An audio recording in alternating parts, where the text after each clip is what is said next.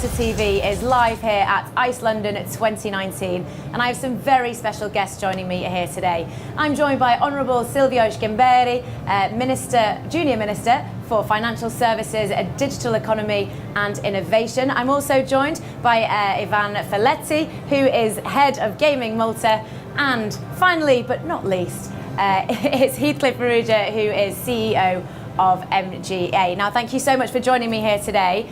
Obviously, we've got a lot of presence here at ICE. There's over 60 stands here and companies that have a presence in Malta and who are also here at ICE. Is it set to be a big show?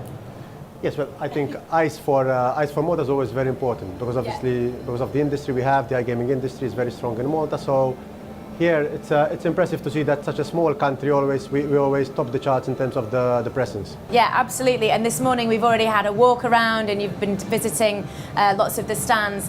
What's the reception been so far? Well, I think the atmosphere here is there's a good vibe, so to speak. Yeah. And especially considering that the smallest country in the EU and one of the smallest countries in the world has got the largest presence here. Malta is one of the biggest shows in the world when it comes to the iGaming industry. I think it's a sense of prideness also to look at all these stands and you see the Maltese logo, the Maltese name exhibiting on these stands. That's something that we are totally proud of, and we're looking forward always for next year to continue to have much more presence here in shows like these. Excellent. And in terms of, obviously it's a booming industry, but what steps has the MGA taken to future-proof the sector, would you say, Heathcliff? Well, I think if you have a look at what we did over the past months, last year we launched the new Gaming Act, the new law. So sure. The reason for coming up with a new law, because many told us, well, you have a law which is functioning, it worked for 14 years, why do you need to change? But in reality, 14 years in this industry, it's a lot of time. Yeah. So that is why we felt that in order to future-proof this industry, we needed to even fine-tune the way we regulate and make sure that our law, which is ultimately why the regulator bases all its actions on the new law, So the new law was needed to make sure that the regulator got to a certain extent, got updated to 2019 to a certain extent. And how is that law meeting the new standards set by the industry? Well, I think that what I was so surprised to a certain extent was the way the operators accepted the new law. Because usually when you have a regulator coming up with a new law, it's not always because obviously in the new law we added more powers to the regulator, so it's not always so pleasant for the regulators for the operators to a certain extent. But I believe even the way the industry is going through now, the industry is maturing a lot. So now the industry is 15 years into its operation, so the industry is maturing, and even the operators who are in this industry, they want to be regulated by a proper regulated, and they are ready to be in line with the laws, obviously as long as these laws make sense. We don't want to have a law which is then too bureaucratic, and it is also one of the missions of the government as well. Yeah, no, as Heathcliff was saying, actually we're quite surprised because operators in this field were actively looking forward for this laws to be actually enacted, and the way the operators reacted to the enactment of these bills was very proactive in the sense that they come up also with new ideas and new operators were attracted to the island. So instead of shying away from regulation and the robustness of this regulation that we will have put into place, operators in the field actually were coming more forward. Because the serious operators want to be regulated in a serious manner. And they want to be regulated by a regulator that has got a serious reputation.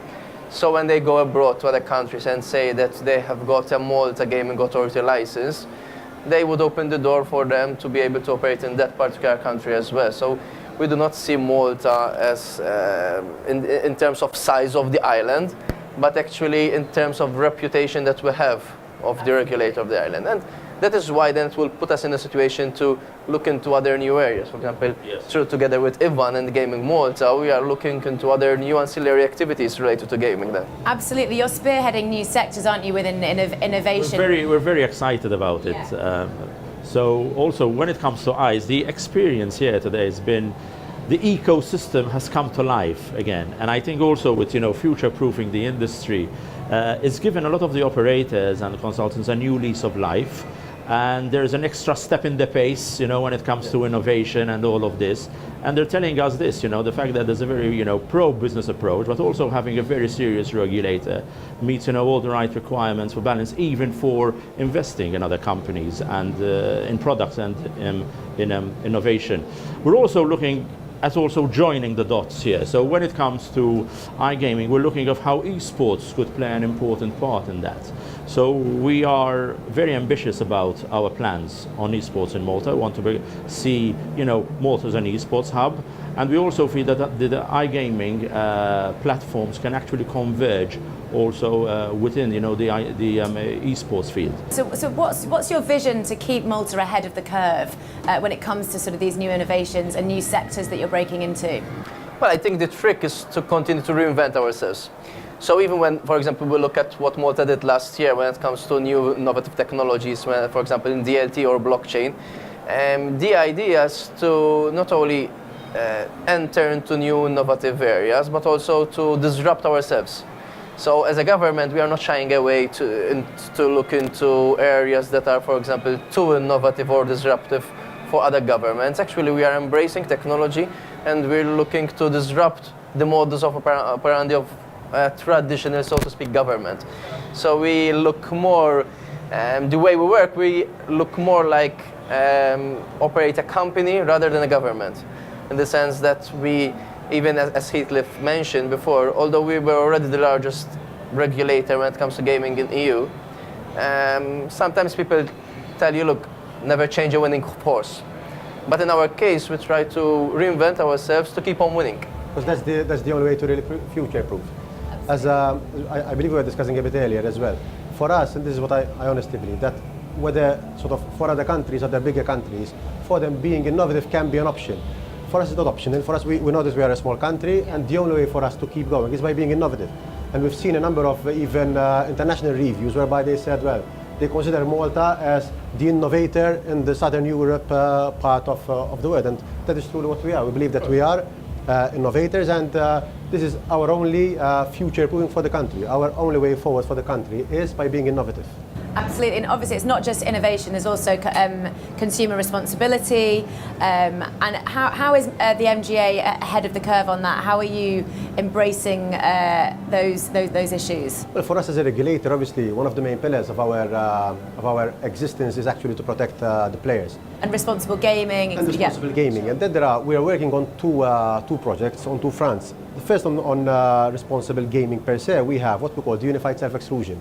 So there's a project which will see all operators, all MGA licensed operators connected to a central system, and all these operators, because today we have a bit of a lacuna. So today you can self-exclude yourself from operator ABC, but then you can go back home and say, well, I want to play another operator or another operator. So fine, you exclude yourself for a week from that operator, but you can anyhow play with the other operator. So what we're working on is a solution which would see all these operators connected. And then what will happen, if you self-exclude from one operator, then automatically you will be self-excluded from all MGA licensed operators. Wow. So we believe that will be the optimal way of how to truly protect the players. Another project we're working on is on the player protection per se. With the new law, we introduced the player protection directives. Now in these player protection directives, one of the things we're doing, we're challenging ourselves as a regulator, because regulators tend to come up with new conditions, new restrictions to a certain extent, new ideas without having any data behind them. So what do we do as regulators? Unfortunately, we come up and say, well, this is the best way to protect the player, A, B, C, you need to do this. But unless you have any data backing them up, sometimes you run the risk.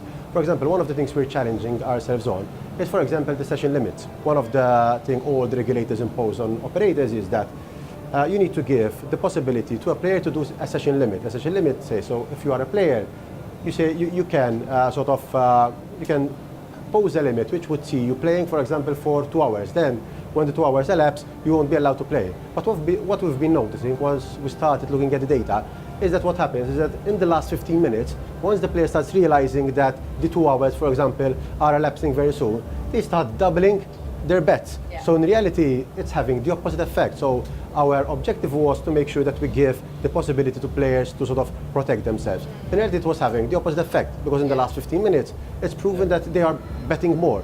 So one of the things we're challenging ourselves as regulators is to have what we call backed up decision, educated decision. And that is why we engaged even, I can announce it, we engaged Professor Griffiths, one of the best professors. They are on responsible gaming and behavior analysis. And he's helping us drafting these new directives to make sure that they are not just driven by the regulator, but that they are sort of directives which in reality are truly helping the player. Absolutely. And Ivan, do you have anything to add on that? Yes, I mean, that's all also, very important. From the Gaming Malta side, we also look at the people factor quite a bit. So we could have easily called ourselves Center of Gaming Excellence, we could have called ourselves Hub of Gaming Excellence, but we're really a home of gaming excellence, and that's really our North Star. So we speak a lot to the operators, and we listen to their feedback. And we've, started by launching the European Gaming Institute of Malta also, because we believe that talent, and acquiring talent and having also talent here is extremely important. It's nearly vital. And I would how say. do you attract the best talent? How do you go about doing something like that? First of all, it's the lifestyle in Malta. The sun and sea helps, but also because once there's a thriving ecosystem, if you want to really have a career in iGaming, then Malta is the place to be. And so really, it's quite working very hard on the ecosystem and make sure that people are comfortable here. So that means working very closely with public entities, ensuring that the services are right and all of this. And on the infrastructure front also, I'm happy to note that the government is investing 100 million per year for the next 7 years. So success breeds success, but we're also managing our success, and that will be a continuous challenge.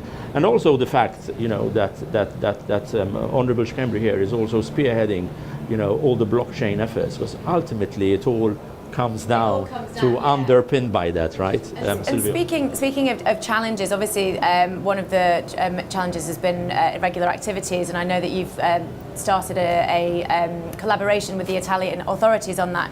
Tell me a little bit about how that works and how that's going to help.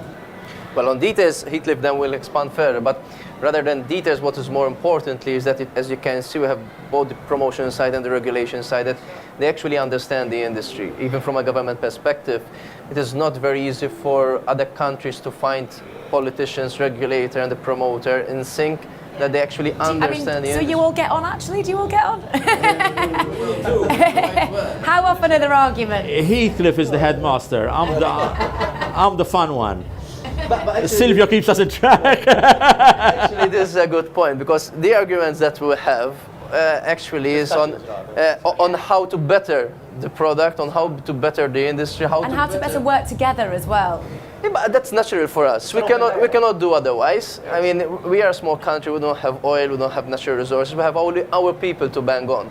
So basically, in actually understanding this, but also understanding the challenges that lie ahead, we have to continue to coordinate together our work. That is something which I'm very happy on the achievements we have achieved so far, but also to keep on discussing on a regular basis and meeting on a regular basis, not only with the regulators and the promoter, but also with the operators.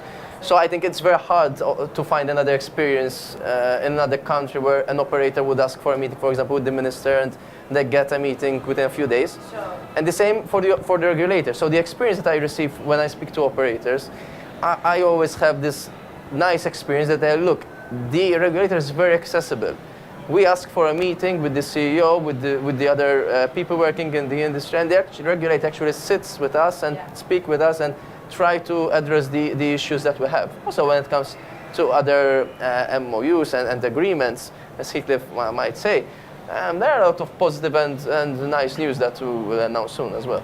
Yes, in terms of collaboration, obviously we're working with a number of regulators, because obviously we believe a lot in collaboration, and we see no benefit in not collaborating, because we believe that regulators... Collaboration is the key to success, It's key to everything, and in this industry is even more important. Why? Because operators tend to be international. So gone are the days when you have an operator who is just targeting one particular country. So operators are international, and the only way to make sure that this industry continues to grow in a properly regulated way is, one, by having regulators collaborating, and as you said, we're working even with other, for example, you mentioned the Italian authorities, we are working with other, not just with the regulator, but even with other entities Why? Because we both share the same objectives. We yeah. want to have this industry growing, but we want it to keep growing in a properly regulated way, free from crime, obviously. And we're running out of time, but I just want to finish with sort of what we can expect from MGA, from GamingMalta in 2019. What are the main challenges that you're facing and sort of things to look forward to, I suppose, as well? Well, for us, the main challenge this year is actually implementing the same law we introduced, because obviously it's good to introduce a new law, but then obviously introducing a new law, you need to keep up and you need to make sure that the licensees are now in line with the new law. So for us, 2019 will be about actually properly implementing the new law. And how about for you, Silvio? Well, I think the target is to continue to enlarge and create our ecosystem.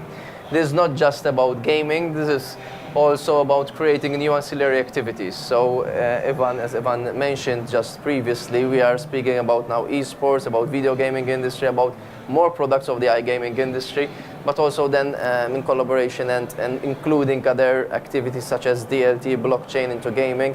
This is becoming like, I would say, a powerhouse of economic innovation. So this is what Malta is about, this is what this industry is about, and we are more welcoming. So we are a very welcoming country. We operate a very open door policy, even as a government regulator and promoter. So basically want to feel this experience and let others experience the lifestyle that we live in Malta. And everybody is welcome to experience this too. Brilliant. And obviously, Ivan, you've also mentioned esports before, but what including that, and also what are the other sort of things that you're looking You cannot mention Ivan without mentioning esports. I've gathered this from, I've gathered that. I'm proud to say I've been spearheading most of those efforts, and I found a voice and ears who listen to that, which is extremely important, you know, from the policy making side. Also, it's basically keep on going, retaining our status as home of gaming excellence, reinventing ourselves. You know, as I said before, success be success, but the worst mistake we can do is, you know, to be happy where we are right now and in our, you know, position. Companies change, people change, technology changes. We need to make sure that, you know, we're abreast of all these, you know, new ideas also, and we want to continue ensuring that Malta is really the home of gaming excellence. Brilliant. Well, thank you so much for joining me here in the studio, live at ICE 2019. And if you need to catch up with any other content, then head over to the Gaming Malta TV channel.